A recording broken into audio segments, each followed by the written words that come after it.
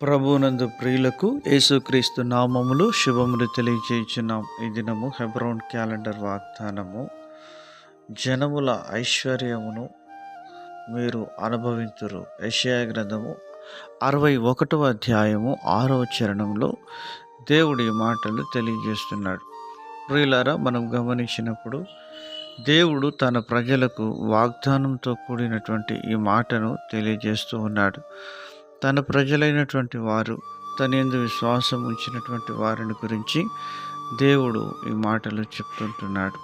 మరి ఇశ్రాయేలు జనాంగము వారి యొక్క జీవితంలో దేవునిపై ఆశను వారు కలిగి ఆయనపై వారు విశ్వాసంతో ముందుకు సాగుతున్న దినములలో దేవుడు తన ప్రజలను విడిపించి ఇలాగున జ్ఞాపకం చేస్తూ మాట్లాడుతున్నాడు.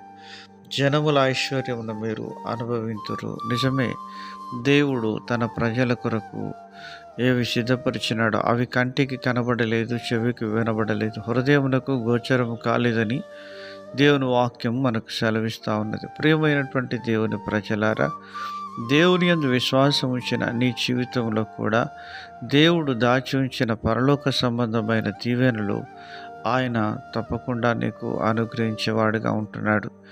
దేవుడు సముద్రం యొక్క ఐశ్వర్యమును నీ ఎదుటికి తీసుకొని వస్తాడు అని బైబిల్లో దేవుడు తెలియజేస్తూ ఉన్నాడు. అయితే మనము ఆయన యందు విశ్వాసం ఉంచే వారంగా ఉండాలి. ఐగుప్తులో ఉన్నటువంటి దినాల్లో దేవుడు వారిని జ్ఞాపకం చేసుకొని పరలోకం నుంచి దిగి వచ్చి వారిని విడిపించడమే కాకుండా మరి దేవుడు 7 రకాలైనటువంటి జనాంగములను వెళ్ళగొట్టి కానానులో దేవుడు వారిని ప్రవేశపెడుతూ వచ్చినాడు. ఇలాగున దేవుడు తన ప్రజలను జ్ఞాపకం చేసుకొని మరి వాగ్దానంతో కూడినటువంటి ఆ యొక్క మాటను సంపూర్ణంగా నెరవేరుస్తూ జనముల ఐశ్వర్యములను వారు అనుభవించేటట్లుగా దేవుడు జ్ఞాపకం చేసుకుంటూ వచ్చినాడు.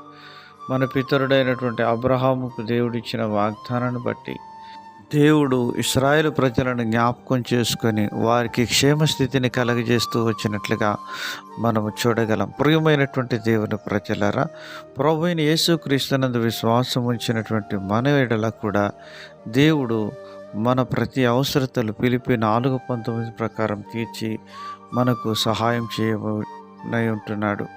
ఆ విధంగా ప్రభు మన యొక్క ఆధ్యాత్మిక భౌతిక జీవితంలో మన అవసరతలు అక్కర్లు తీర్చి ఎల్లవేళలా మనకు సహాయం చేసి ఆయన నామానికి మహిమ తెచ్చుకునేవాడుగా ఉంటున్నాడు. అలాగున విశ్వాసంతో మనం ప్రభుపై ఆధారపడి ప్రతి అక్కరను పొందుకొని ప్రభువును మన యొక్క ఆధ్యాత్మిక జీవితంలో ఎల్లప్పుడూ మహిమపరిచే వారంగా ఉందుముగాక.